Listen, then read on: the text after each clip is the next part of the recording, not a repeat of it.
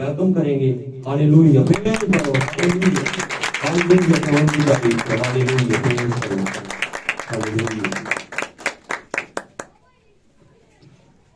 शुक्रिया प्यारे भाई साहब, और खुदा आपको बरकत बख्शे उस सारी खिदमत के लिए जो आपने यहाँ पर खुदा के मज़हब पर खुदा के लोगों के लिए सर अंजाम दी है। और हमारा ईमान है कि जितने लोग वर्शिप में यहाँ पर खुदावन की उस हिस्सा के अंदर शामिल हुए जो वर्शिप का हिस्सा होता है, उसके बायस उनके दिल तैयार हुए होंगे, दिल जरखेज हुए होंगे, ताकि आज उस बीज को ले सके जो भेदों का बीज है। आमीन, आमीन, आमीन। और मैं ये कहता चलूं, ये जो भेदों का बीज है ये बेसिकली मैदान में नहीं मिलता, ये सोने के मर्तबान में मिलता है। भेदों का बीज सोने के मर्तबान में मिलता है, जिसको नबी, जिसके बारे में खुदा के कलाम में नबी को कहा गया कि कुछ मन में से कुछ ले ले और उसको सोने के मर्तबान में डाल दे। और सोने के मर्तबान में हमेशा ये सही रहेगा, इसमें कीड़े नहीं पड़ेंगे। आमीन, आमीन। तो जब इसमें कीड़े नहीं पड़ेंगे तो जब कभी तुम्हारी औलाद पूछे इसके मुतालिक तो उसे बताना कि इसमें कीड़े नहीं है, उसमें पड़ जाते थे।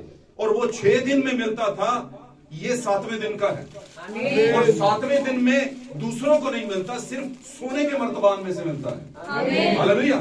तो मेरे अजीजों, आप जो आज के जमाने का मन खा रहे हैं, जो खुदा का कलाम है, जिसको पौलुस कहता है फरिश्तों की गज़ा है, आमीन, जमीन की नहीं बल्कि आसमानियों की गज़ा है, वो अगर आपको मिल रहा है तो इसको आपने कभी भी अंडर एस्टिमेट नहीं करना, बल्कि इसके लिए अपने दिल को खोलना है, क्योंकि ये बार बार नहीं मिलता। आमीन, हालेलुया। तो खुदा उनका शुक्र करते हैं खास तौर पर आज के दिन के लिए, और तमाम आए हुए अजीज बहनों के लिए, भाइयों के लिए, प्यारे बच्चों के लिए, शीरखारों के लिए और नौजवानों के लिए भी जो यहाँ पर आए अपना वक्त लेकर, और खुदावंद के लिए उस वक्त को कीमती बनाया उन्होंने। आमीन। वरना खुदावंद के बगैर हमारा वक्त जो है कीमती नहीं है। हालेलुया। तो आए हम खुदावंद के वक्त की आवाज को सुनते हैं जो हमारे वक्त में आ रही है। अगर हम उसे सुनेंगे तो जरूर बरकत पाएंगे और अपनी राह को सही कर सकेंगे। निकालेंगे मेरे साथ खुदावंद के कलाम अक़दस में से। आज की सुबह में मेरी तरफ से आप सबको खुदावंद यीशु मसीह के नाम में फतावंद नाम इस्लाम कबूल हो, और खुदावंद मेरे अज़ीज़ों को बरकत बख्शे। हम खुदावंद के कलाम की तरफ बढ़ते हैं। निकालिएगा मुकद्दस मत्ती रसूल की मार्फत लिखी गई अंजील मुकद्दस, नए अहदनामा में से मुकद्दस मत्ती रसूल की मार्फत लिखी गई खुदावंद यीशु मसीह की अंजील मुकद्दस, और उसका 5वां बाब हम निकालेंगे और उसकी 13वीं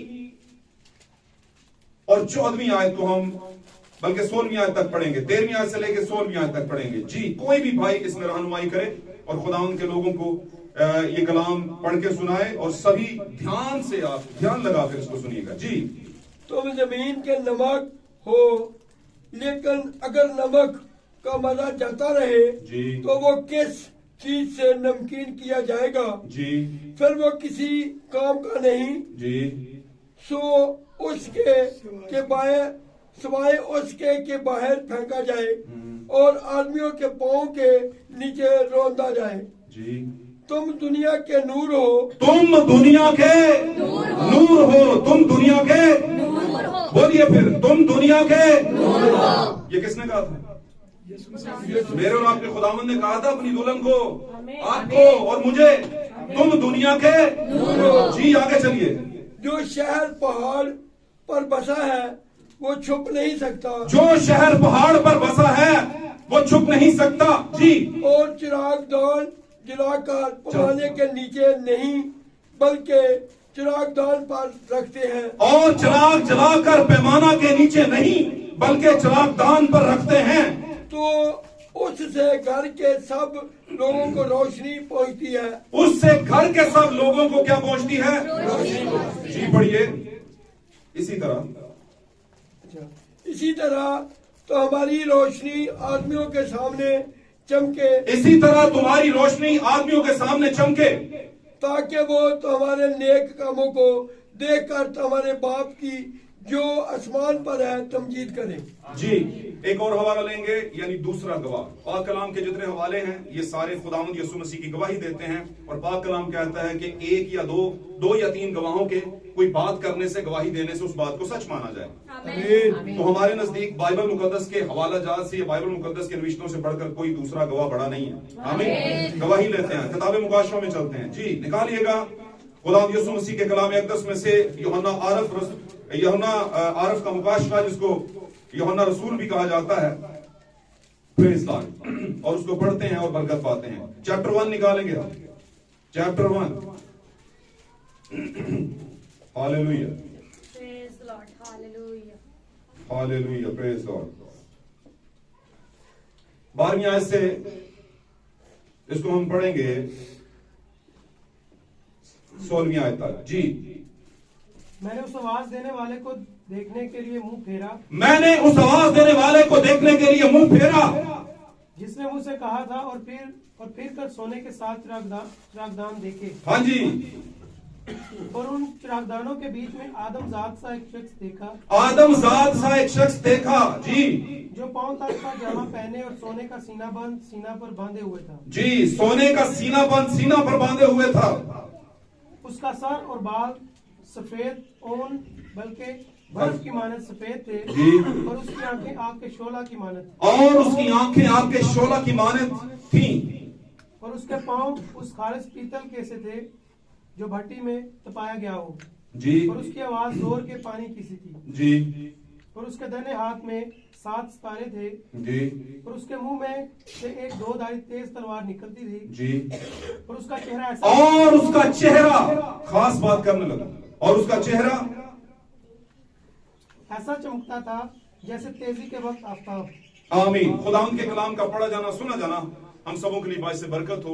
और मेरे अजीजों, इस कलाम को सुनने और समझने के बायस आज अगर किसी पर भी किसी भी तरह का मुश्किल का साया है, किसी भी तरह की प्रॉब्लम है, तो पाक कलाम फरमाता है कि वो अपना कलाम सादर करता, नाजिल करता, और लोगों को शिफा होना शुरू हो जाती है। आमीन। तो आपको इस कलाम के बाद शिफा मिले, आपके मसाइल हल हों। तशरीफ रखिए, खुदावंद आपके साथ हो। God bless you.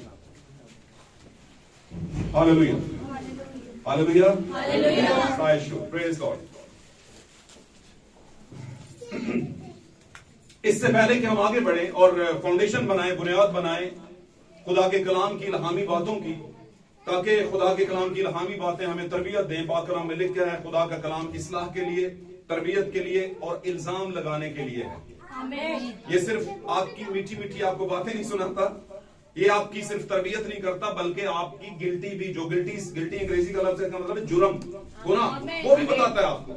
और अगर कोई आपकी तरबियत तो करे, हैं, आपकी इस्लाह का मतलब है दुरुस्तगी भी करे, आपको तालीम भी इसमें से दे। आमीन। और आपसे मीठी मीठी बातें भी करे कि यस्सु बहुत अच्छा है, बहुत अच्छा है, बहुत अच्छा है, इसमें कोई शक भी नहीं है। लेकिन यस्सु कोड़ा भी बनाता है, ये बताए ना। यस्सु कहता है कुत्ते हो तुम, मैं अपनों की रोटी, बेटों की रोटी तुम्हें नहीं दे सकता। ये ना बताए, क्या ख्याल है? तो इसका मतलब क्या है? वो तरबियत तो कर रहा है, दुरुस्तगी भी कर रहा है, स्टडीज भी दे रहा है, लेकिन रियाकारी के साथ उस खादम को लिखा है जो मजदूर सही मजदूरी नहीं करेगा, अपना खिदमत का थोड़ा सही इस्तेमाल नहीं करेगा, बहुत मार खाएगा। पाक कलाम में इसी तरह लिखा है, कहता बहुत मार खाएगा। और वैसे भी पाक कलाम में बड़ी वाज़ेह बात है कि ये जो सिखाने वाले हैं इनको जरा ज्यादा पढ़ेंगी, उनको पढ़ेंगी जो रियाकार सिखाने वाले हैं। आमीन। कम अज कम जो खुदावंद का है वो तो खुदावंद का सही दो। मैं तोड़े की खिदमत की बात कर रहा हूं, देने के लिए फौरन लोगों का ज़हन कहीं और चला जाता है, वहां की बात नहीं कर रहा। तो क्या हुआ पाक कलाम के अंदर? ये जो हमने नविश्ते पढ़े, इससे पहले कि इस पर बढ़े, मैं आज का आपको टॉपिक बता दूं। The first encounter with the light, रोशनी के साथ, नूर के साथ, दूसरे लफ्जों में पहली मुलाकात। नूर के साथ पहली मुलाकात।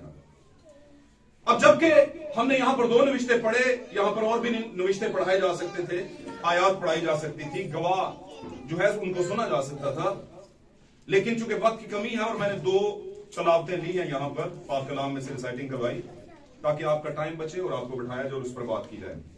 बाकी चीजें मैं ऐसे ही बोल के आपको बताऊंगा, और आप यकीनन मसीही हैं, जद्दी पुश्ती मसीही हैं, जद्दी पुश्ती हो ना, जद्दी पुश्ती मसीही हम सब, तो हमें कुछ ना कुछ तो अलग बयानी चाहिए ना। हमें पता होना चाहिए बाइबल में कोई मूसा भी था, हमें पता होना चाहिए यीशु मसीह नए अहदनामे में आता है, क्या ख्याल है? हमें पता होना चाहिए कि एलिया जो है पुराने में भी है, नए में भी है।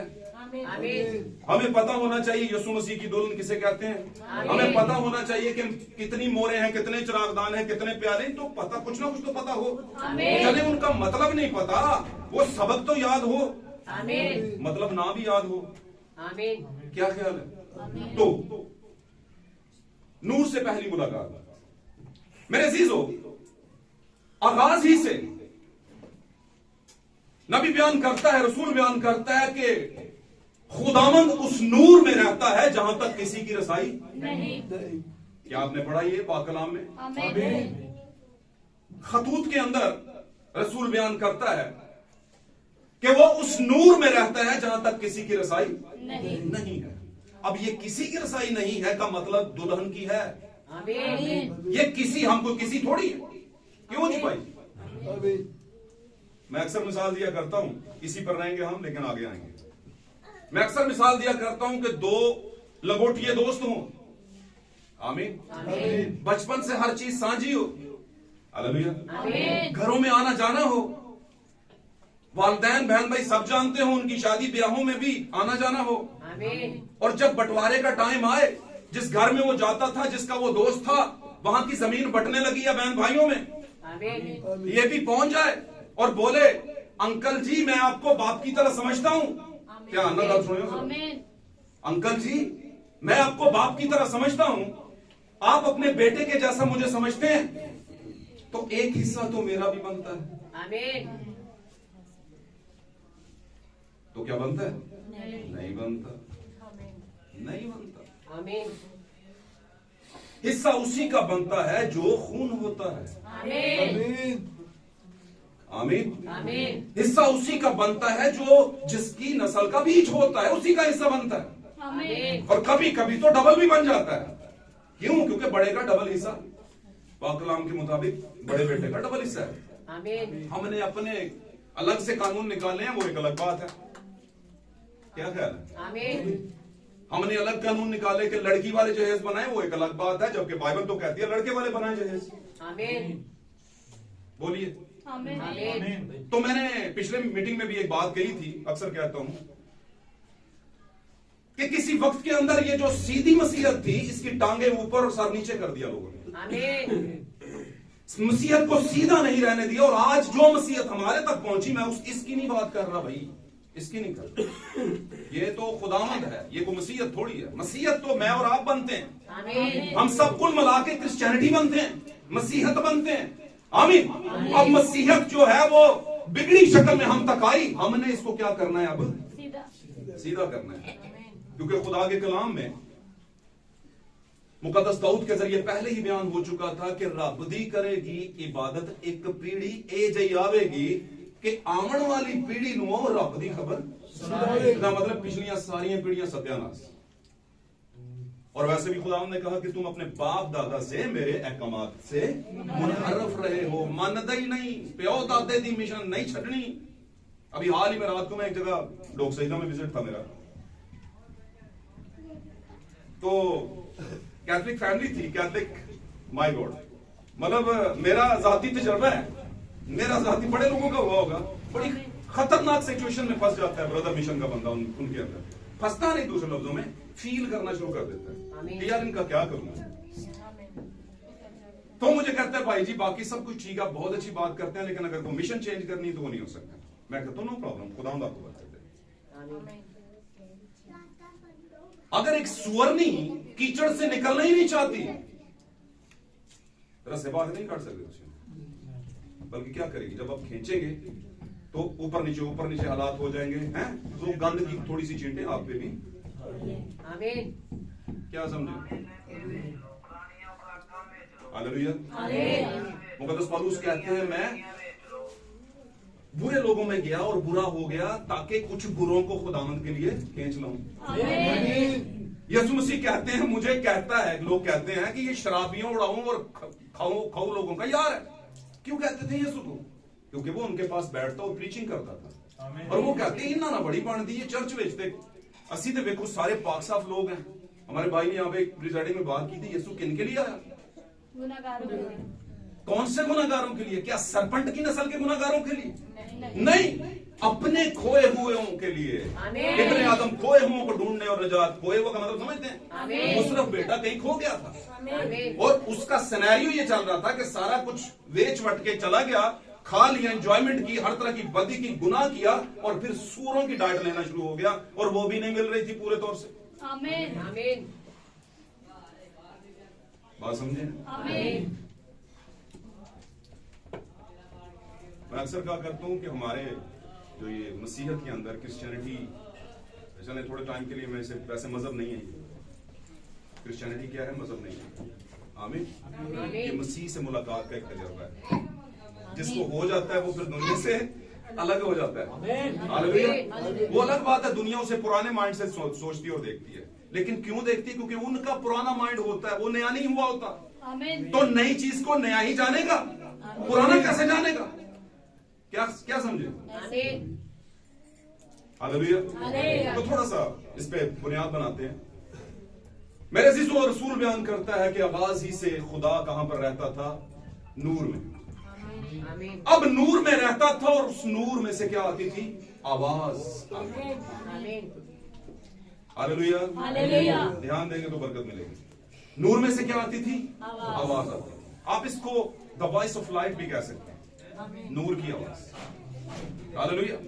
क्योंकि जो सबसे पहले चीज आप पे इंपैक्ट करती है, आप उसको उसी से जानते हैं कि ये नूर है। आमीन। अगर अंधेरा है तो आप बोलोगे अंधेरा है, लेकिन नूर नजर आया और नूर में से आवाज आई तो नूर है। लेकिन प्रॉब्लम कहां पर आई कि ह्यूमन बीइंग, जो इंसान है, वो नूर को देख नहीं सकता था। आमीन। वहां तक किसी की रसाई नहीं थी। फिर खुदा ने क्या किया? अपने आप को एक थियोफनी के अंदर लिमिट कर लिया। अगर मैं कहूं कि थियोफनी में मुजस्सम कर लिया तो बहुत अच्छी बात है। और फिर उसके साथ उस मुजस्सम होने की कंडीशन के अंदर यीशु मसीह बाग अदन में चला फिरा करता था और उनके साथ रफाकत रखता था और वो उसको देख सकते थे, रसाई हासिल थी। आमीन। हालेलुया। लेकिन जो ही गिरावट आई, आमीन, जो ही मोरालिटी डिके आया, गिरावट आ गई, जब इखलाकी गिरावट आ गई, दिमाग में गंदगी और लाइफ में गंदगी आ गई, तो फिर नई रसाई हो सकती। तो फिर के लिए कहा गया कि वो उस नूर में रहता है जहां तक किसी की रसाई, क्योंकि बाग अदन से बाहर हो गए तो फिर रसाई कैसी? हालेलुया। अब ये कंडीशन आज के दिन तक, उस टाइम से लेकर, आमीन, साइंस तो इसको 6000 साल पहले की इब्तिदा बताती है। आमीन। लेकिन पाक कलाम 6000 की नहीं, करोड़ों साल पहले की बात कर रहा है। आमीन। क्योंकि साइंस का यह है कि जो चीज पुरानी मिलती है वहीं से वो रेट लगाती है, एज वॉल्यूम निकालती है कि यहां से लेके इतने साल हो गए। फिर कुछ टाइम के बाद उनको मजीद पुरानी कोई चीज मिलती है, फिर कहते हैं अच्छा ये और ज्यादा पुरानी है। तो इसका मतलब समझते हैं? इसका मतलब ये है कि साइंस एक लिमिट तक ही आपके लिए रेंज दे सकती है कि इतनी पुरानी है जमीन, लेकिन खुदा अनलिमिटेड है, इसलिए उसने अनलिमिटेड रेंज में दुनिया को बनाया आज से करोड़ों अरबों साल पहले आगाज में। हालेलुया। इसलिए हम बतौर साइंस नहीं चलते ज्यादा, हम बतौर खुदा के कलाम के चलते हैं या खुदा के रूह के चलते हैं। ओके। तो इसमें हम सीख रहे थे कि खुदावन जो नूर में है वहां तक आज किसी की रसाई नहीं, किसी वक्त में वहां तक उसकी रसाई थी, लेकिन क्या थी कि कब रसाई थी? जब वो थियोफनी हालत में था। आमीन। बाग अदन में चला फिरा करता था, वहां पर 2 दरख्त थे, सभी की दोनों की वहां पे अजूरी थी और ये हयात का दरख्त था जो यीशु मसीह था, यानी कि वहां पर यीशु का लफ्ज नहीं लेकिन खुदा था जो बदन में था। आमीन।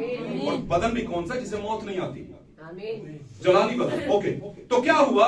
वहां से गुनाह के बाद रसाई हासिल होना बंद हो गई और फिर नस्ल आदम जो है सारी की सारी आज के दिन तक जो गुनाहगार है उसकी नूर तक रसाई नहीं है। आमीन। इसीलिए रसूल ने बयान किया कि किसी की वो उस नूर में रहता है जहां तक किसी की रसाई नहीं है। लेकिन मैं फिर कहूंगा जो नई पैदाइश याफ्ता है अकॉर्डिंग टू बाइबल, बड़े लोग हैं जो कहते हैं हम भी पैदाइश याफ्ता है। क्या ख्याल है? वो भी कहते हैं हमने भी नई पैदाइश ली है। रात को मैं जब वहां पर बैठा था तो मैं ये कह रहा था, इमाल की किताब के 2 बाब की 38वीं आयत के मुताबिक पानी का बपतिस्मा खुदावंद यीशु मसीह के नाम का। आमीन। छींटे का नहीं, छींटे का बपतिस्मा नहीं, क्योंकि छींटे के बपतिस्मे को रैप्टिजो कहते हैं और पानी में डुबोए जाने के बपतिस्मे को बैप्टिजो कहते हैं। आमीन। तो इन चीजों को समझे भाई, थोड़ी थोड़ी जो उल्टी कंडीशन मसीहत की हुई है उसको थोड़ा थोड़ा सीधा करना शुरू करें। क्या दूसरों की? नहीं, अपनी। अपने आप को एज ए मसीह सीधा करना शुरू करें। आमीन। हमारे पंजाब में हमारे बुजुर्ग कहा करते थे, दुनिया बेरंग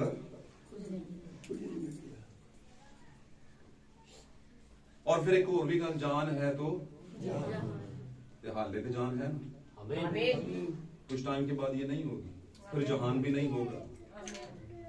बात समझे कि नहीं? समझ तो गए होंगे।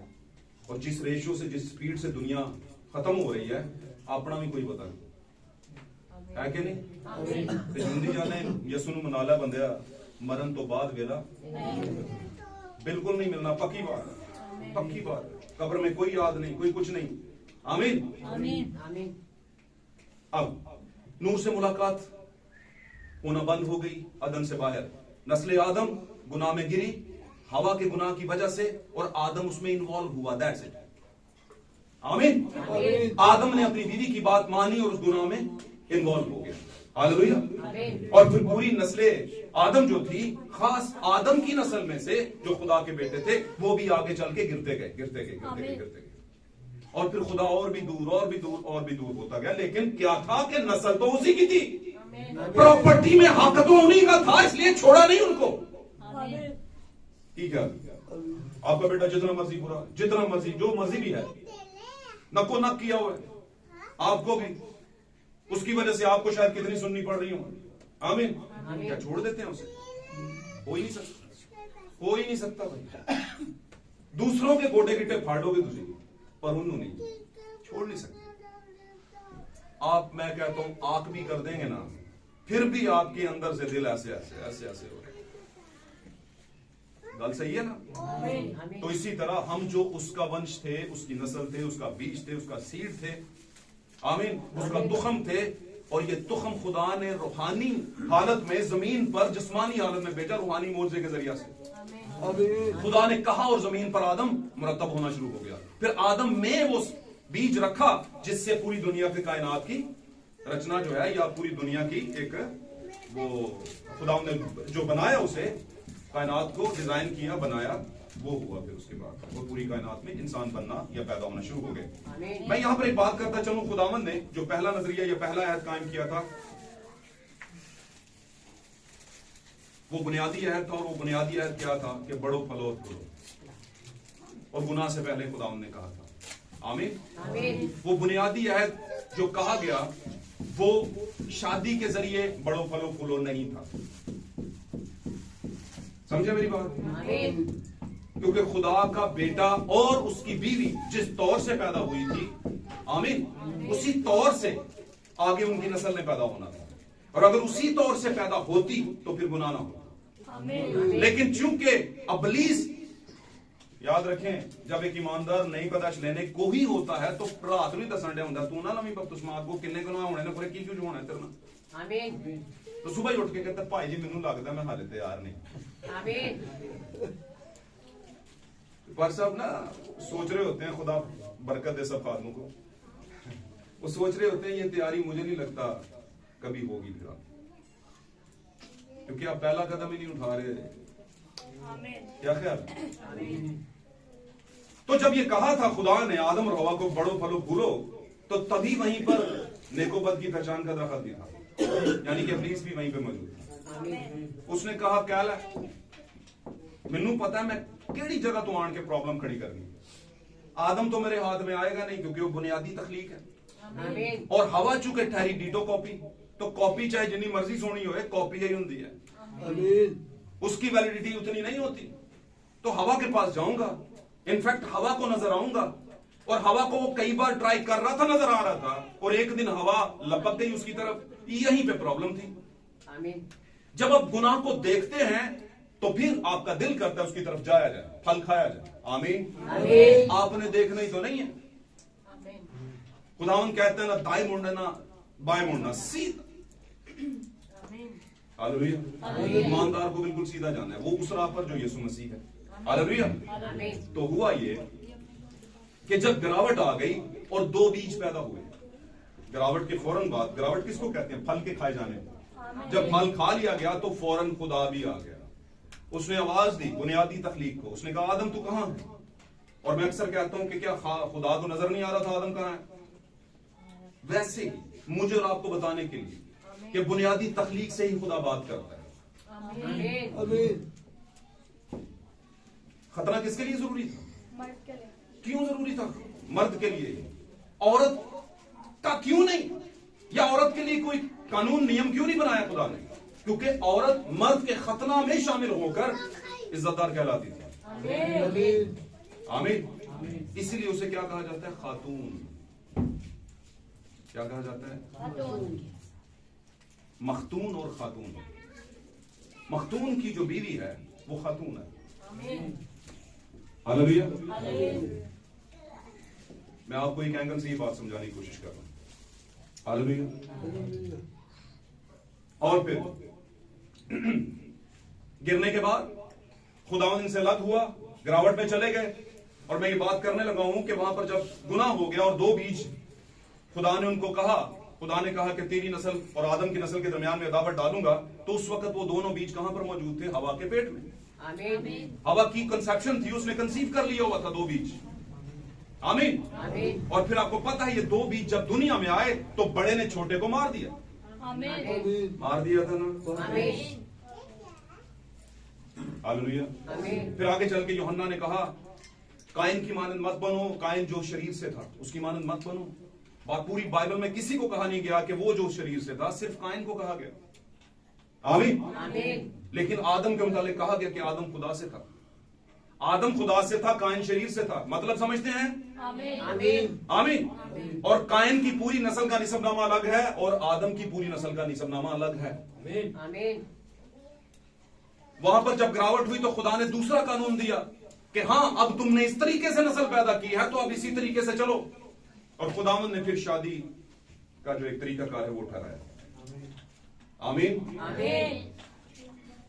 और फिर खुदावंद ने कहा ब्याह करना तुम में इज्जत की बात माना जाए, क्योंकि इज्जत कहीं पर जा चुकी हुई थी। आमीन।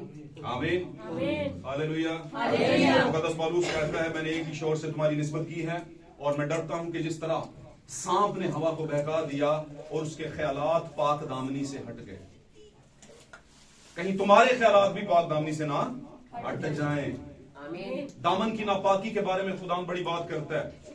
आमीन। आमीन। और दामन पाक होना बड़ा जरूरी है। जो दुल्हन है खुदावंद यीशु मसीह की, जिसके साथ कलीसिया की या दुल्हन की निस्बत हो चुकी है यस्सु दूल्हा के साथ, यस्सु दूल्हा कभी भी नापाक दामन वाली अहलिया नहीं रखना चाहता अपने साथ। आमीन। आमीन। वो उसी को लेकर उड़ेगा या लेकर जाएगा जो दामन की पाक होगी, आमीन। जिसके ना दाग होगा, ना धब्बा होगा, ना चोरी होगा। तो वहां से ही दूसरा कानून शादी का निकला। आज हम दूसरे कानून के नीचे हैं। एक वक्त आएगा ये शादी का कानून खत्म हो जाएगा। क्यों खत्म होगा? क्यों होगा? क्योंकि ये बुनियादी नहीं है। बुनियादी तो पहला था जिसमें शादी नहीं थी। आमीन। समझ आ रही मेरी बात? इसीलिए यीशु को कहना पड़ा, जब लोग आए उसके पास, उसने कहा फकी फरीसी फंसाने के लिए उसे आ गए। सवाल ही अजीब सा था। ऐसा सवाल तो मैं नहीं समझता कभी हो सकता है। भाई 7 भाई, 7 मर गए, एक औरत, गल समझ रहे हो, और एक भी बच्चा नहीं। कहते हैं बता किसकी बीवी होगी क़यामत के दिन? उसने कहा क़यामत में आसमान पर ब्याह शादी नहीं होगी, क्योंकि अगर ये बुनियादी कानून है ब्याह शादी का तो फिर आगाज नहीं हो जाती। आमीन। आमीन। आमीन। तो ब्याह शादी वाली बात नहीं थी। हाँ, उसकी बीवी थी, इसमें कोई शक नहीं, क्योंकि खुदा ने पहला रिश्ता ही इसलिए बनाया, और बीवी इसलिए भी थी क्योंकि कायनात में दुनिया पैदा होनी थी, कोई और ऑप्शन नहीं था। आमीन। लेकिन उसी आदम के बेटे और बेटियों में से कुछ बीवियां बन गई और कुछ आज की शरह के अंदर बहन भाई बन गए। खुदा ने एक सख्त शरीयत दी कि इसको क्रॉस नहीं करना, इस बार इस लिमिट को क्रॉस नहीं करना, इस हद को क्रॉस नहीं करना। तो मेरे अजीजों, नूर से मुलाकात, इस पर आते हैं हम। सबसे पहले नूर से मुलाकात खारिज हो गई और ये अदन से बाहर आ गई। उसकी पूरी नस्ल आज तक नूर से मुलाकात नहीं कर सकती, लेकिन एक दूसरा आदम आया जिसकी नस्ल उस नूर से मुलाकात कर चुकी है। आमीन। करेगी नहीं, कर चुकी है। आमीन। वो दूसरा आदम खुदावंद यीशु मसीह है। पहले आदम की वजह से नूर से मुलाकात खारिज हो गई। हालेलुया। फिर एक और आदम आया, यानी मेरा और आपका खुदावंद यीशु मसीह दूल्हा, दूसरे 2000 साल पहले। आमीन। उसने आकर अपना लहू दिया और वो जो मुलाकात नूर के साथ थी उसको बहाल किया। आमीन। अब हम नूर से मुलाकात वाले हैं रसूल कहता है वहां तक किसी की रसाई नहीं, तो ये नहीं कहता कि मेरी भी नहीं, नहीं नहीं नहीं, वो कहता है किसी का मतलब जो नए आने वाले लोग हैं उनकी अभी तक नूर से मुलाकात नहीं हुई। आमीन। अब देखते हैं खुदावंद ने इस नूर से मुलाकात के कुछ बीच में कुछ जगहों पर बाइबल मुकद्दस में निशान दिए। मूसा को ले लें, कई जमाने कई सदियां गुजरने के बाद नबी मूसा आ गया। 450 साल, सॉरी 450 साल, 400 साल की, 450 कह दिया, 400 साल की असीरी चल रही थी। और वो जो ही असीरी का टाइम एंड हो रहा था, उस 450 साल में पूरी कौम के ऊपर अजाब लगा हुआ था। उनको मरने की हद तक मजदूरी कराई जाती थी, कोड़े मारे जाते थे, और वहीं पर कहीं पर नबी भी पल रहा था। आमीन। और नबी के देखने का जो चश्मा था वो बड़ा रहम वाला था। वो जब उन लोगों को देखता, चूंकि वो उनका खून थे, इसलिए मूसा किसी और ऐनक से देखता था। ऐनक का मतलब किसी और सोच से देखता था। उन्हें जब देखता कि ये गंद में लोटपोट हो रहे हैं, ये बुरी हालत है, इनके कपड़े फटे हैं, कोड़े पड़ रहे हैं, इन पे बिगाड़ लेने वाले सुपरवाइजर मुकर्रर किए हुए हैं। आमीन। चाहे कोई बीमार है, खुश है, ना खुश है, कुछ भी है, वो काम करेगा। और छोटा मोटा काम नहीं है, कोई ये नहीं कि मतलब धूप छांव का ख्याल रखा जाएगा, नहीं, बस काम होगा भाई। और हमारे जमाने के नबी भाई इब्राहिम बयान करते हैं नबूवत के जरिए, वो कहते हैं कि मुझे बताएं कि वहां पर जब उनसे मजदूरी करवाई जाती होगी तो रोज के एतबार से कितने लोग हैं जो मर जाते होंगे। इतनी सख्त मजदूरी थी, इतना सख्त उनके साथ ट्रीटमेंट हो रहा था, और वो रोज दुआएं करते थे। और जो मिस्र का फिरौन था और दीगर लोग थे, जब उनको देखते होंगे, जब उनको कोड़े लगते होंगे, तो दुआ करते होंगे, खुदा हमारी रिहाई कब होगी, हमारी रिहाई कब होगी। तो कहते होंगे जुनूनी जो पता नहीं क्या खुदा नुमान 400 साल तो छुड़ाया नहीं उन्हें। क्या ख्याल है? लेकिन कहते हैं एक वक्त ऐसा आ गया कि ये दुआ उनकी आखिरी दुआ थी, और खुदा ने वहां पर मूसा को बुलाया और मूसा की नूर से मुलाकात हुई। आमीन। मूसा ने जब वहां पर फिरौन के महल में होता था, एक बार देखा और अपने तौर से खिदमत करनी शुरू की उसने, कि मैं कोशिश करूं कि खिदमत करूं। और उसने देखा दो, एक मिस्री और एक इब्रानी आपस में लड़ रहे हैं, और वो वहां पर गया और छुड़ाने की कोशिश की। और मिस्री ने उसको कहा कि तू हम पे जज लगा हुआ है, और उसको गुस्सा आया और उसने क्या कर दिया, मिस्री को मार दिया और जमीन में गाड़ दिया। अगले दिन दो इब्रानी लड़ रहे थे, अपने ही भाई आपस में। उनके पास गया, उनको बोला तुम तो भाई हो, क्यों लड़ते हो? तो उन्होंने कहा जिस तरह तूने कल उसको मार के दफना दिया था, क्या हमें भी मार देगा? तो ये सोचकर वो डरा, क्योंकि फिरौन की गवर्नमेंट जो है वो मिस्री को मरने के बायस कानून चार्ज करती थी, और उसे मौत की सजा भी हो सकती थी। क्योंकि उनको पता था बचपन ही से कि ये इब्रानी बच्चा है, पक्की बात उनको पता था। क्योंकि जब उसकी जो बहन थी, सॉरी बेटी थी फिरौन की, जब उसने बचपन में उसे पानी में से निकाला था, तो वो उसी टाइम पे समझ गई थी, और उसने कहा कि ये इब्रानी बच्चा है, क्योंकि चेहरे मोहरे से वो पता चलता था इब्रानियों का बच्चा है। लेकिन उसने कहा मैं इसे अपना बेटा बनाऊंगा, और वो उसी की शान शौकत में पला बड़ा और बड़ा हुआ, और आने वाले वक्त में नया फिरौन भी बनने वाला था। क्योंकि फिरौन एक टाइटल है, कोई नाम नहीं है, जैसे हेरोदिस एक टाइटल है, एक लकब है, कोई नाम नहीं है। आमीन। तो हर अगला जो आने वाला बच्चा होता है वो वहां पर नया फिरौन बनता है। और एक और बात बताता चलो, पोप भी कोई नाम नहीं है, टाइटल है। हर आने वाला नया पोप बनता है। आमीन। किसी पादरी की गल नहीं सुनी जाए या ना सुनी, बल्कि नहीं सुनी जाती जितनी पोप की सुनी जाती। हालेलुया। आगे चलते हैं। तो वहां पर वो उसने खिदमत करनी शुरू की, और वो डर के मारे जब उसने पता चला कि ये तो लोगों को पता है, और वहां से भाग गया और फिर मिदियान में चला गया, और वहां से एक औरत अपने लिए ब्याह ली और अपने ससुर यत्रू की भेड़ें चराने लगा।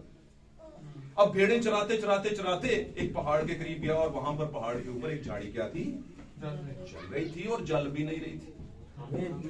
जल भी रही थी और जल भी नहीं रही थी। उसने कहा ये अजीब किस्म की साइंस है भाई, जरा साइंस को देखने के लिए आगे बढ़ूं कि ये कैसा है, जल भी नहीं रही और जल भी रही है। तो जब आगे बढ़ने लगा तो आवाज आई, मूसा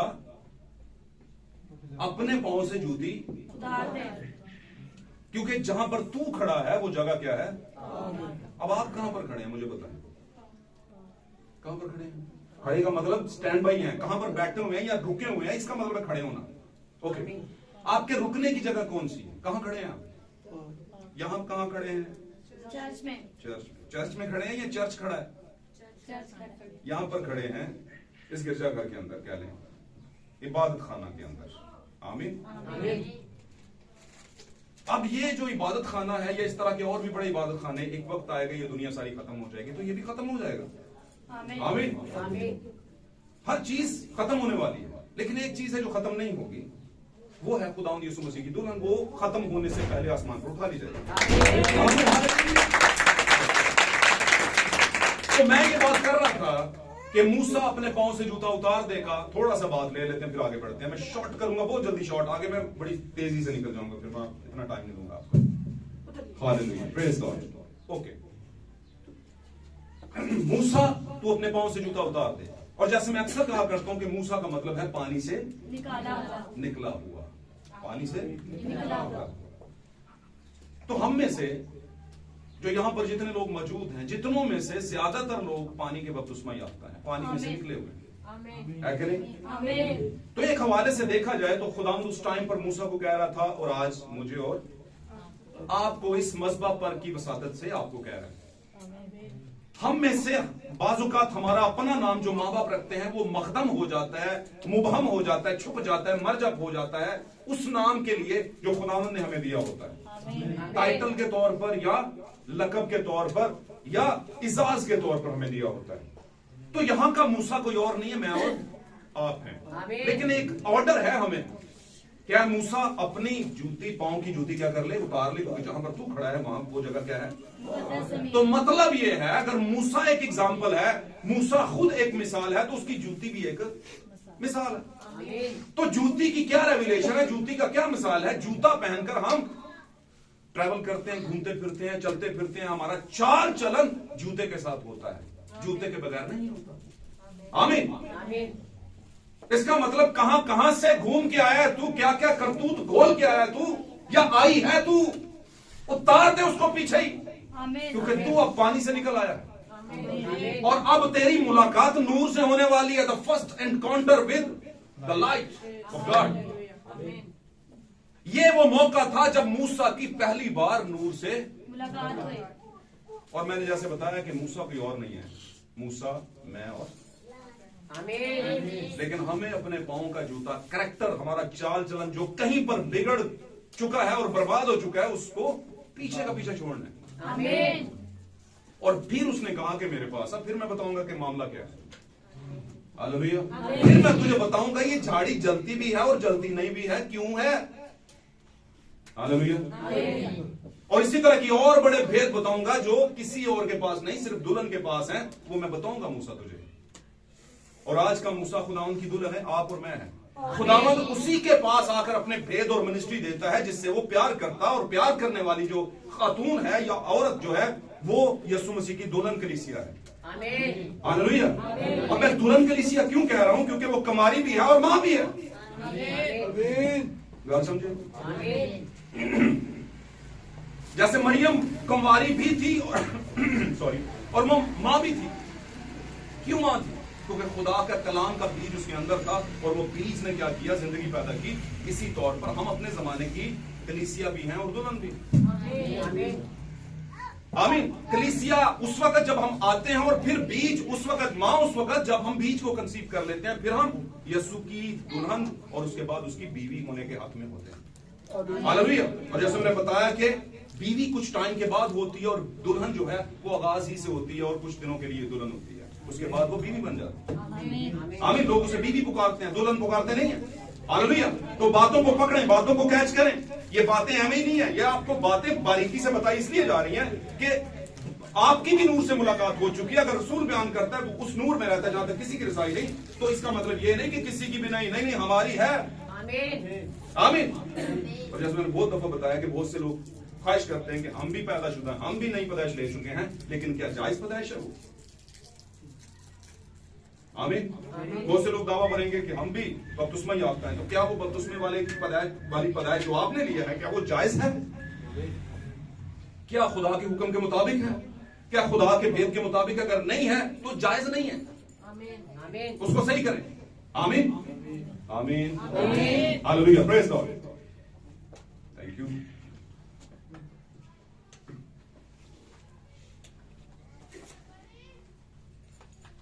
गॉड ब्लेस यू।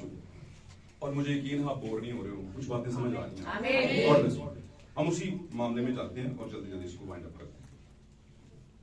मूसा की नूर से मुलाकात होगी, यानी दुल्हन की नूर से मुलाकात, लेकिन उससे पहले दुल्हन को अपना कैरेक्टर सीधा करना पड़ेगा, फिर ही आगे आ सकती है और फिर ही खुदा उससे बात करेगा, उसे मिनिस्ट्री देगा। हालेलुया।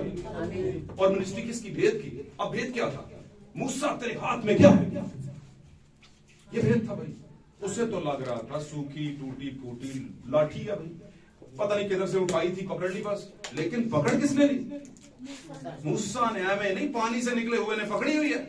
और जब पानी से निकला हुआ कोई चीज पकड़ता है, जब नई पैदाइश याफ्ता दुल्हन कोई चीज पकड़ दिया और वो दुल्हन भी खुदा का बीज हो, तो फिर खुदा उसे कहता है अपने हाथ में देखिए क्या है।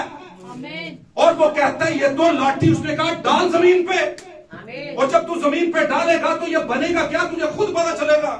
ये कोई एमे चैमे वाली चीज नहीं, एमे चैमे वाली एमे चैमे, ये एमे चैमे वाली कलीसिया नहीं है, कच्ची पुन्नी नहीं है। पाक कलाम कहता है निगहबान जो है वो कच्चा पुना ना हो, नौमरीद ना हो, पैसे का पुत्र ना हो, ये भी ना गल है। जिन्हें चंदा नहीं दिता उन्हें जाना ही नहीं, विजिट ही नहीं करता। ये मेंबरशिप बनाने वाला नहीं है, क्योंकि कलाम ने तो कहीं पे नहीं कहा मेंबरशिप दो या लो। आमीन। ये कलीसिया, ये दुल्हन मेंबरशिप से नहीं बनी, ये मसीह की पसली से निकली है। ये वो है, ये पैदा हुई है। हालेलुया। और जिसने पैदा किया है, जब कोई औरत एक बेबी पैदा करती है, दुनिया में लाती है, तो कितनी तकलीफ होती है कि नहीं? वो अलग बात है, आजकल वो कट मामलात हैं, लेकिन तकलीफ तो फिर भी होती है। क्या उसकी तकलीफ नहीं होती है ना? इसी तरह यीशु मसीह को जब नेजा घोंपा गया तो वहां से खून और पानी निकला, वो खून और पानी मेरी और आपकी जिंदगी था। उसको लेकर के हम दुनिया में आए हैं।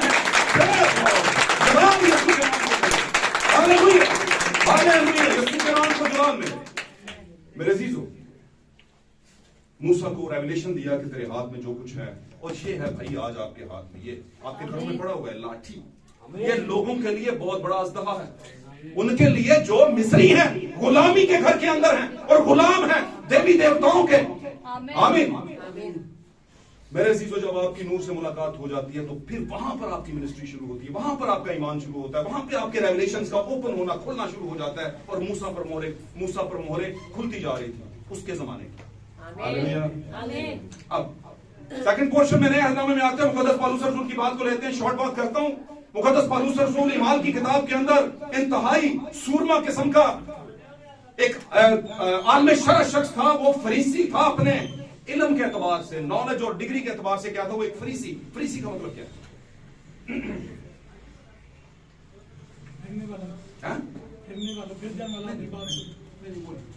फरीसी इब्रानी ज़बान का लफ्ज़ है, पढ़े लिखे आलिम आलम शरा। फरीसी एक टाइटल था, जैसे रसूल, नबी, मुबशर, शुरवा, मुख्तलिफ खिदमतें।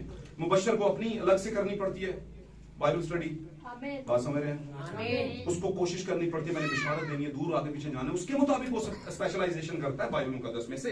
आमीन। और फिर चरवाहा, उसको बाइबल मुकद्दस में से स्पेशलाइजेशन करनी पड़ती है। इसी तरह रसूल, नबी, मुबशर, चरवाहा, उस्ताद, टीचर, उसको भी। और इसी तरह वहां पर फकी, फरीसी और सदूकी भी एक थे। इनको पढ़ना पड़ता था और पढ़ के ये आलमे शरा बन जाते थे। और आलमे शरा बनने के बाद ये समझते थे कि जो हम पाक कलाम में जानते हैं, तौरात जो कहती है, वो कहती है कि मेरे अलावा कोई और खुदा नहीं। ये यस्सु को मानने वाले, और यस्सु कौन था? वो कहता था, क्योंकि उसने तो यस्सु को देखा नहीं हुआ था इससे पहले, क्योंकि यस्सु कुछ ही साल पहले दुनिया से जा चुके थे। और वहां पर जो दीन मसीहत था, यानी खुदा यस्सु मसीह का जो दीन था, उसको मानने वाले लोग थे, वो बढ़ते ही जा रहे थे, बढ़ते जा रहे थे।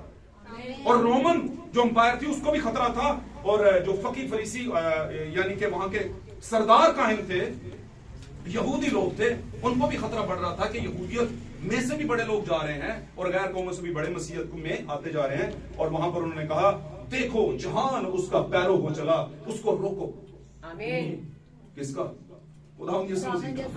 क्योंकि रूह बड़े जोश से उतरा था और सारे ही लोगों पे असर कर रहा था। मुकद्दस पतरस जब खताब करते थे तो लोग, ढेरों लोग अपनी जिंदगी खुदावंद को दे देते थे। आमीन। क्योंकि उस खताब के अंदर, उस प्रीचिंग के अंदर कोई बात थी। सच क्या है? वो रस्मी प्रीचिंग नहीं, दलेरी की प्रीचिंग थी, सच की प्रीचिंग थी। आमीन। सच की मुनादी थी, झूठ की नहीं, फर्जी नहीं, रस्मी नहीं, जो है वो ही है। सच को सच कहना और झूठ को झूठ, यही तेरे लिए क्या है? इससे आगे जो है वो गुनाह है। में नहीं कहना, हाँ को हाँ कहना, ना गुनाह कहना, और यही खिदमत है। हालेलुया। क्या हुआ मेरे अजीजों? वहां पर वो जा रहा है परवाना लेकर, परवाना कहते हैं पैगाम में। इसने दमिश्क के शहर में जाना था और वहां से मसीहों को पकड़ पकड़ कर, बांध बांध कर, बच्चों, बड़ों, बुजुर्गों, इससे पहले ये बहुत कुछ कर चुका था, कत्लो गारत। अस्तिफनस को भी इसने मरवाया था और ये उसके कत्ल के लिए राजी था। ईमान की किताब में लिखा है। कौन? साउल। आमीन। नए अहदनामे का साउल। आमीन। जो बाद में पौलुस बन गया। लेकिन कब बन गया? जब उसकी मुलाकात, हालेलुया, मुलाकात नूर से हुई तो फिर उसके सोचने का ढंग बदल गया। फिर उसने कहा, रोजरी नहीं पढ़नी, सुबह के टाइम शायरबानी नहीं लेनी, फिर हमने औरतों को पादरानियां नहीं बनाना। आमीन। फिर हमने कुंवारे पादरी नहीं बनाने। फिर उसे समझ आना शुरू होगी, क्योंकि मुलाकात किससे हो गई थी? नूर से। जब नूर से मेरे अजीज आपकी मुलाकात होती है, मेरी बहन, मेरे भाई, प्यारे बच्चों, तो उसके बाद कुछ होता है। हालेलुया। वो अलग बात है, लोगों को समझ नहीं आता है, लेकिन आपको कहीं ना कहीं पर अंदर से समझ आ चुका होता है और आप फिर वही ट्रैक लेते हैं जो नूर ने बताया होता है। अपनी खिदमत आप मूसा की तरह पहले 2 बार कर चुके, नाकाम हो गई, भागना पड़ा। आमीन। आपने बंदा गाड़ दिया, अगले दिन दूसरा सुलह कराने लगे और फिर उनको पता चला और डर के मारे भागे। लेकिन जब यीशु मसीह से मुलाकात होती है, पिलर ऑफ फायर से, यानी आग के खंबे से या रोशनी के नूर के खंबे से मुलाकात होती है, तो उसके बाद दलेरी भी आती है। फिर ये तो होता नहीं कि ये दुकान बंद हो जाएगी, गिरजा, लफ्ज ऐसे ही है, लेकिन लफ्ज हैं ये, हकीकत ही है। आमीन। ओके। तो जब मुलाकात जा रहा था पैगाम लेकर, तो रास्ते में ये अपने कुछ और भी इसके साथ थे, सिपाही थे, घोड़ों पे थे, और ये जा रहा था दमिश्क के रास्ते पर। अब इसे इसके दूर दूर तक ख्याल नहीं था कि मुझे आगे से नूर से मुलाकात करनी पड़ेगी। अब जब इसके ख्याल में नहीं था, लेकिन जिसने मुलाकात की उसके तो ख्याल में था। तो आप दुनिया में हैं, आप उसके बेटे बेटियां हैं कि नहीं हैं, उसको पता है, आपको तो नहीं पता। आमीन। आपको नहीं पता पर उसको तो पता है। और वो टाइम जब आएगा तो फिर चाहे आप सलीब के ऊपर डाकू की सूरत में क्यों ना हो, वादा है आपसे बोलेगा, आपसे कहेगा, तू आज ही मेरे साथ क्या होगा?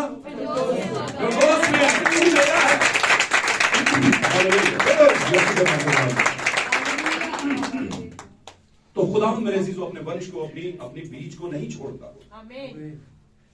अपने बीज को नहीं छोड़ता, और शरीर के बीज को दुनिया में रहने नहीं देता, उसको मारेगा। हालेलुया। अब यहां पर कहा, तुम, यीशु मसीह ने कहा, तुम दुनिया का नूर।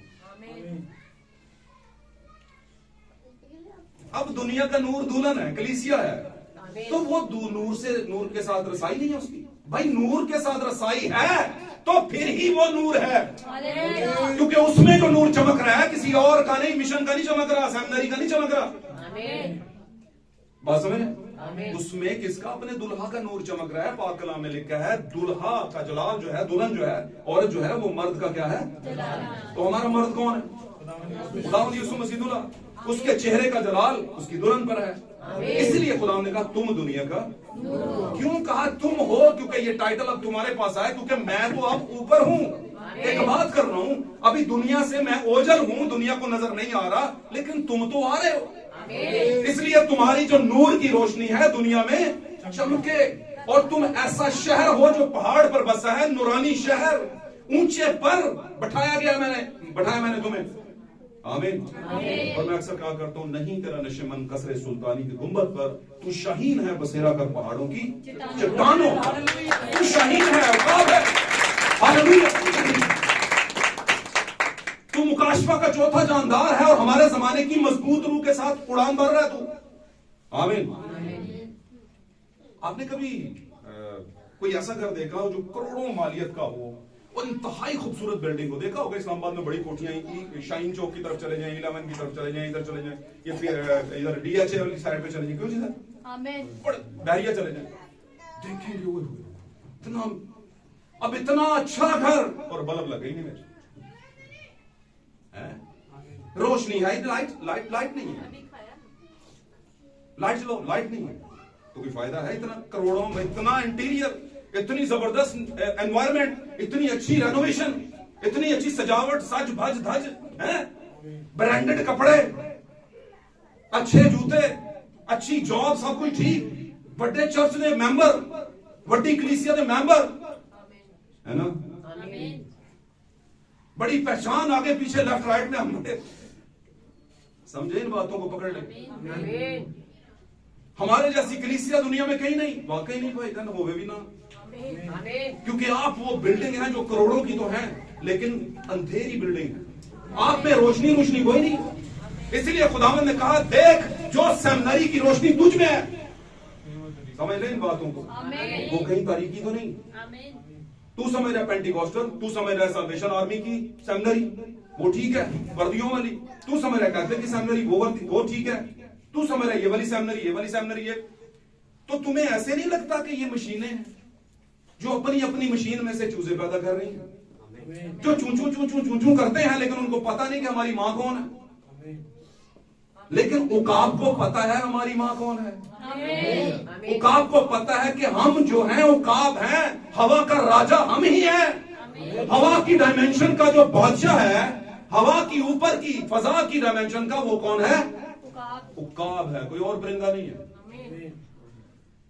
हालेलुया। और अगर वो उकाब है तो उसके बच्चे क्या हैं? उकाबी बच्चे। हालेलुया। और उकाब की अगर अपने हिस्ट्री निकालनी हो तो उकाब जो है गंद मंद नहीं खाता, उकाब ना खुद शिकार करते और ताजा कुछ खाते। हालेलुया। तो आप मुकाशवा में हैं भाई, इस टाइम पर आप मूसा के दौर में नहीं है, आप ईसाया के दौर में नहीं है। हालेलुया। आप इस टाइम 7वें जमाने में खड़े हैं, 7वें कलीसिया जमाने में, लुदिकिया के कलीसिया जमाने के अंदर खड़े हैं आप, वहां पे हैं, उस कीचड़ में हैं जहां पर आप कमल की तरह खिले हुए हैं, क्योंकि आपके अंदर जो रोशनी है वो किसी रस्म की नहीं है, आपके अंदर किसी रस्मी तालीमात की रोशनी नहीं जो पहाड़े की तरफ पड़ रहे हैं सुबह सुबह। हल कैसे करना है ये नहीं पता, बस हल है भाई, एक बार फिर हल करके दिखा, नहीं वो नहीं आता, रट्टा लगाया हुआ मैंने जी, तो रट्टे वाले आगे। Hallelujah, praise God. Okay, short कर रहे हैं। तो पौलुस को वहां पर क्या मिला? रास्ते में नूर से मुलाकात हो गई। जब नूर से मुलाकात हो गई तो वो गिर पड़ा, सॉरी, अपने उस मकाम से गिर पड़ा। मूसा की जब मुलाकात हुई तो उसने जूते उतार दिए, अपना वो मकाम जो पहले वाला था उससे निकला, उतारा। यहां पर पौलुस अपना साउल है, हालांकि जब साउल ही है तो हम साउल ही कहेंगे। साउल घोड़े पर है, एक पोजीशन के अंदर है, पावर के अंदर है, सेमिनरी याफ्ता है, फरीसी है, शरीयत उसके पास, और जा रहा है एक मकसद लेकर और समझ रहा है यही ठीक है। और खुदाम की मुलाकात जब हुई तो गिरा नीचे, और जब गिरा तो आवाज आई, इसने आवाज दिया, खुदावन तू कौन है? और भाई ब्रैनम कहते हैं यहूदी लोग कभी भी किसी को खुदावन नहीं कहते थे जब तक उन पर कोई ऐसी चीज रिवील ना हो। वो रिवील हुआ, इसलिए उसे पता था ये खुदावन के अलावा कोई और नहीं हो सकता, देवी देवता नहीं है ये। उसने कहा खुदावन तू कौन है? उसने कहा मैं यस्सु हूं जिसे तू तो सतान ते लोगों ने गया सी, यस्सु ने तो सता ही नहीं सकता कोई, अब तो नहीं सता सकता भाई, लेकिन मैं कहूंगा सता सकता है, क्योंकि यस्सु ने कहा कि तू मुझे सताता है। कैसे? इनडायरेक्टली कोई मेरी दुल्हन को तंग करे तो वो क्या है? मुझे तंग करता है। कोई मेरे भेजने वाले को, भेजे हुए को कबूल करता है तो वो मुझे कबूल करता है। तो इसलिए भाईजान तू मुझे सता रहा है, पैने की आड़ पर लात मारना तेरे लिए अच्छा नहीं। नहीं है, वरना तेरा बंदोबस्त मैं कर दूंगा। लेकिन ये क्या था? ये एक चेतावनी थी, एक सिर्फ कॉन्शियस करना था, बाखबर करना था उसे कि ऐसा ना कर। और फिर साथ में ही उसकी जिंदगी तब्दील करने के लिए हननिया को भेजा कि जाकर उसके लिए दुआ कर ताकि उसकी आंखें। हननिया ने कहा, खुदावन तू जानता है तेरे लोगों को उसने कितना कत्ल किया, कितना मारा है, कितना उसको मारा, उसको मारा, उसको मारा। उसने कहा मैं जो कहता हूं वो कर। अगर इसने ये किया है तो मैं तुझसे कहता हूं कि अब यही शख्स मेरे लिए क्या कुछ नहीं करेगा। और आप जानते हैं मैं और आप यानी दुल्हन आज कहीं पर खड़ी है ना, तो पौलुस की मिनिस्ट्री की वजह से खड़ी है। आज पूरी दुनिया में गैर कौमों से जो मिनिस्ट्री आई है वो मुकद्दस पौलुस के जरिए आई है, जो अपने सऊल वाले मकाम से घोड़े से गिरा और खुदा ने गिराया। आपको भी अपने उस खुदी के मकाम से गिरना पड़ेगा, फिर ही आप यीशु मसीह की दुल्हन है। आमीन। खुदी के मकाम पे खड़े रहेंगे तो कभी नहीं आप यीशु की दुल्हन नहीं हो सकते। आप कहते रहे हवा छोड़ जाना है, लेकिन नहीं उड़ेंगे। आप कहते रहे हम यीशु के साथ बैठेंगे, नहीं बैठ सकेंगे। आप सोच भी नहीं सकते, आपको पता भी नहीं चलेगा, आपके साथ वाला उठा लिया जाएगा और आप वहीं पर पड़े रहेंगे। आमीन। इसलिए अपनी आंखें खोले मेरे अजीजों। तीसरी बात, यूहन्ना आरफ ने, हमने दो बातें पढ़ी, पहले मूसा की मुलाकात, उसके बाद मुकद्दस पौलुस की नूर से मुलाकात। अब ये आ गया है तीसरा, एट द एंड। और ये वो शख्स है जिसको शरफ हासिल हुआ कि आसमान से वो बातें हासिल करे जो आने वाले वक्त में होने वाली हैं और जो हो भी चुकी हैं। और वो निशानों को ले और उन निशानों को देखते हुए उन साइन बोर्ड्स में, ऐसे कहता हूं, अक्सर जाएं आप रोडों के ऊपर साइन बोर्ड लगे होते हैं, इधर से इधर हो जाए फिर आपको शकरपड़िया जाना पड़ेगा, इधर से इधर हो जाए छतरपार जाना पड़ेगा, है ना? ऐसे ही है ना? लाहौर जाना है तो फिर कौन सा ट्रैक लेना है, बोर्ड लगा हुआ है। तो इसको निशान दिए, बोर्ड्स दिए गए, साइन बोर्ड्स, पिलर बोर्ड्स भी इसे कहते हैं। आमीन। और आप इन साइन बोर्ड्स को जब देखते हैं तो फिर उनको समझते हैं मुकाशफा कि लाठी का मतलब क्या है। गिराएगा तो समझ आए कि लाठी क्या है। समझ आई बात की? तो ये साइन बोर्ड्स हमें बताएंगे कि हम कहां पर खड़े हैं। हम 7वें जमाने में खड़े हैं। आमीन। अब 7वें जमाने के अंदर हमारे पास चौथा जानदार है, आखिरी जानदार उकाब है। उकाब की रूह है, कबूतर की रूह नहीं है हमारे ऊपर। एक जमाना था कलीसिया के ऊपर कबूतर की रूह थी, पहले कलीसिया जमाने में, लेकिन दूसरे आखिरी जमाना में उकाब की रूह है। आमीन। बीच की 3 रूहें जो है वो मैं 2 रूहें जो है वो मैं बता नहीं रहा अभी का, बैल की रूह और इंसान नुमा चेहरे की रूह, उस पर फिर बात करेंगे। लेकिन आवाज की रूह, आमीन, कबूतर की रूह यानी पाक रूह, रूल कुद्स यानी के सॉफ्ट माइंडेड, नरमी से बात करने वाला, बेजर्र, गुड, जिससे किसी को तकलीफ ना हो। लेकिन इस जमाने में उसने कहा तुम्हारी बातों से किसी को तकलीफ हो तो वो कहना सच। ये भी बात नहीं कि शुरू में उसने कहा कि थोड़ा सा झूठ बोल रहे, भी नहीं कहा, नहीं। लेकिन ये उसने कहा कि भाई कुछ भी हो पाखरू के अंडर रहना। लेकिन वो पाखरू सॉफ्ट थी, किसी को नुकसान नहीं देती थी। लेकिन ये वाली ना चीर देती है लोगों को कलाम सुनाने से। मेरी बात समझ रहे? लोगों को ना आपका हुक्का पानी बंद करना पड़ जाता है कि इस बंदे ना कोई ताल्लुक न रखो, ये पता नहीं किस तरह की बातें करता है।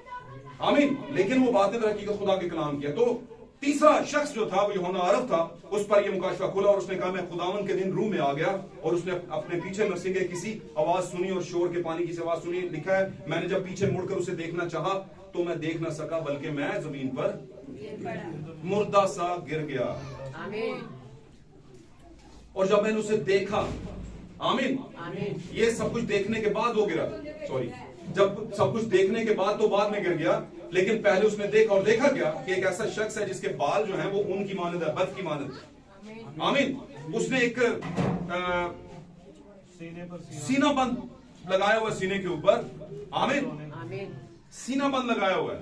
और उसके बाद उसके पांव जो है खालिस पीतल के से हैं, आंखें उसके आग के शोला की मानद है और चेहरा उसका नूर के आफ्ताब की मानद। इसकी मुलाकात आफ्ताब से हुई है, नूर से हुई है।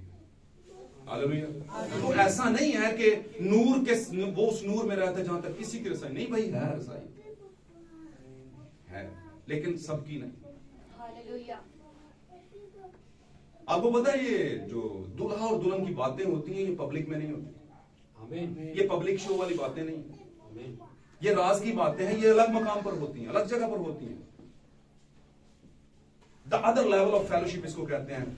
रफाकत का एक अलग मकाम होता है उनका। आखिरी बात करूंगा, 3 बातें आप समझ गए, आखिरी बात करूंगा इसके बाद। पहला मूसा, दूसरा मुकद्दस पौलुस, उसके बाद यूहन्ना। इनकी मुलाकात हुई और इन तीनों में आप और मैं नजर आते हैं। अगर हम हैं तो, अगर हम नहीं हैं तो फिर नहीं। और ये बताने का मकसद ये है कि मुलाकात इन तीनों में दुल्हन का शायबे नजर आते हैं। मैं आपको एक बात बताना चाहता हूं, खुदावंद हमेशा अपनी दुल्हन से मुलाकात करता है और किसी से नहीं करता। पहली बात, आपने देखा होगा किसी ऑफिस के अंदर जो बॉस होता है, हेड होता है, आमीन, मालिक होता है, या कुछ भी कह लें उस कंपनी का, जब वो अपने ऑफिस में एंट्री मारता है तो सारे कहते हैं,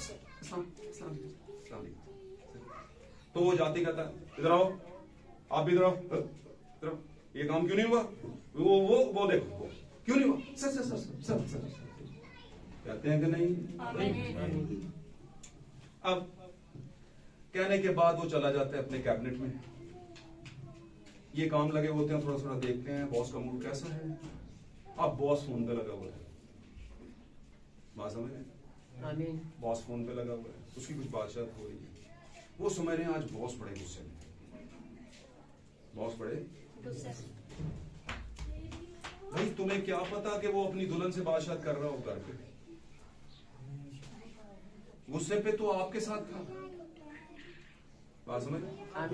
अब शाम हुई, ये चले गए, वाइंड अप किया, ऑफिस बंद, वो घर गया तो आगे दरवाजा किसने खोला, दुल्हन ने। दुल्हन क्या रही होगी, क्या रही होगी, क्यों, क्योंकि वो भाई दुल्हन है जी, हाँ तो कह सकते।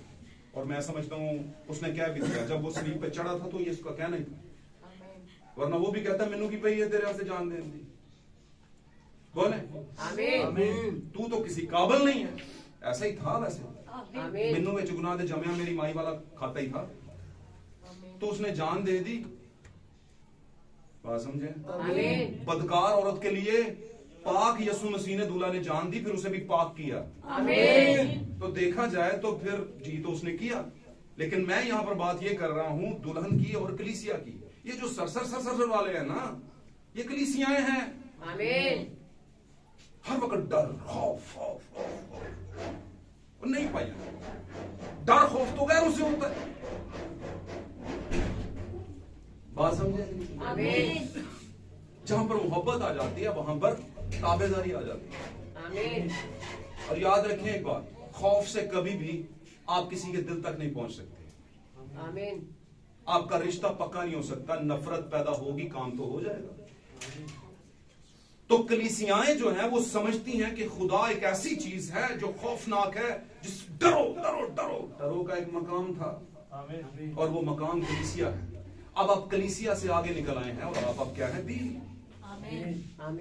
कहा समझ रहे हैं, तो बीवी जो है वो सरसर नहीं करती, आमीन। वहां पर क्या है, दूल्हा कहता है आपको किसी चीज की जरूरत तो नहीं है, कोई प्रॉब्लम हुआ, किसी ने तंग तो नहीं किया, यहाँ पे नौकरों को बुलाएगा, भाई हर चीज क्लियर है, हाँ जी क्लियर।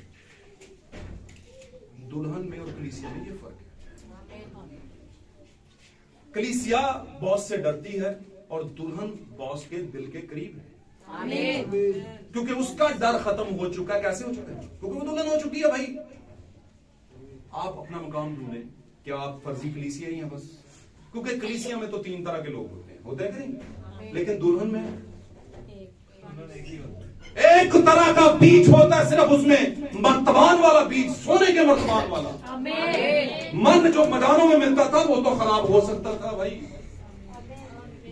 आमीन। 7 कलीसिया जमानों में मन गिरा, कलीसिया ने खराब कर दिया।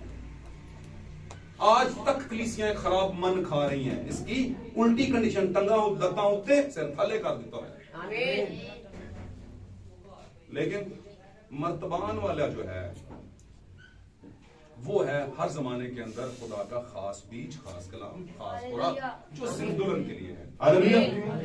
आज मेरे अजीजों, आपने सीखा कि नूर से मुलाकात आपकी हो चुकी है, तो आपको फील होना चाहिए, आपकी जिंदगी से वो रोशनी नजर आनी चाहिए। आप ही वो शहर हैं जो पहाड़ पर बसा हुआ है, आप ही वक्त के मूसा हैं, जिनके पास लाठी और रेवलेशन है। आप ही अपने जमाने के साउल हैं जो पालूस हो चुका है, कलीसिया से दुल्हन हो चुका है। आमीन। आमीन। आप ही यूहन्ना है जो आरफ हो चुका हुआ है। आमीन। हालेलुया। आरफ का मतलब किन्नु पता है? चलो दसो। Okay, no problem. मैं थोड़ा आजमा रहा हूं। वैसे ही आरफ अरफाना से निकला है, और अरफाना इल्हाम को कहते हैं ऊपर से आने वाली चीज, आमीन। इलाही मामलात की चीज जो दुनिया में दी जाती है, और इलाही मामलात की हर किसी के पास नहीं होती। आमीन। उसके पास अच्छी बिल्डिंग तो होती है, लेकिन उसमें रोशनी नहीं होती। आमीन। और अगर कहीं वो समझ रहे कि रोशनी तो बहुत है हमारे पास, तो यीशु कहता है देख जो रोशनी तेरे पास है, कहीं वो तारीकी तो नहीं, अंधेरा तो नहीं। तेन लगता है क्यों रोशनी है। खुदावंद आज के इस्लाम के बायस आपको और मुझे और हमारे घरानों को बरकत दे कि हम खुदावंद से मुलाकात कर सकें उस रोशनी के साथ जहां तक दूसरों की रजाई नहीं, लेकिन हमारी तो है। आमीन। आमीन। God bless you. खुदावंद आपके साथ।